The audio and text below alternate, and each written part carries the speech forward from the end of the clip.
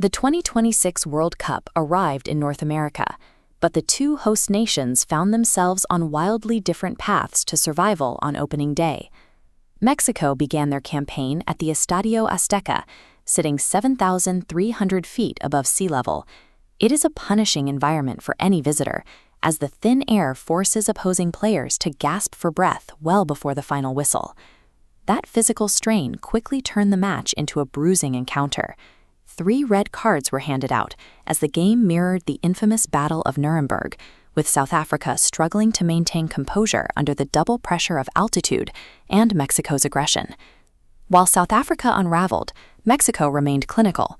They navigated the rising tensions and the physical fatigue of their opponents to secure a decisive 2-0 victory.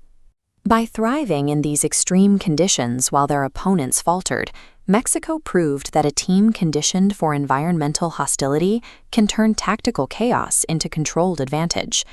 In Toronto, the atmosphere was far more sterile. Canada made its debut at sea level in a stadium characterized more by its temporary scaffolding seating than by environmental intimidation. Despite the infrastructure complaints, 43,000 fans in red filled the stands. The home crowd created a wall of sound, putting an immense psychological weight on a Canadian squad playing on its own soil. This chart shows the specific history they were fighting against. Across 2 previous World Cup appearances in 1986 and 2022, Canada had recorded 0 wins and 0 draws, failing to secure even a single point on the world stage. While the Mexicans were comfortable in their high-altitude chaos, the Canadians looked increasingly burdened by the pressure of ending a 40-year national drought. Adding to the tension was a new FIFA mandate for 2026, a mandatory 3-minute hydration break in each half, regardless of the temperature on the pitch. These breaks acted as artificial pauses. They stopped the frenetic flow of the Mexico match and repeatedly stalled Canada's attempt to build rhythm against the Bosnian defense. The rule drew criticism from U.S. coach Mauricio Pochettino. He argued that while player welfare is vital, these breaks are unnecessary when conditions are good and only serve to disrupt the game's natural pace. That disruption proved costly for Canada. Just minutes after a restart, the team suffered a lapse in concentration that left them completely vulnerable in the box. At the 21-minute mark, Sead Kolasinac flicked a corner kick, allowing Jovo Lukic to head the ball into the net, taking the lead. Unlike the Mexican squad, which stayed efficient through the stoppages, the Canadians allowed the stuttering pace of the match to fracture their defensive structure. Down a goal, Canada attempted to pass their way back into the match. They stayed composed, maintaining possession rather than resorting to the aggressive outbursts seen in Mexico City. This diagram shows their tactical problem.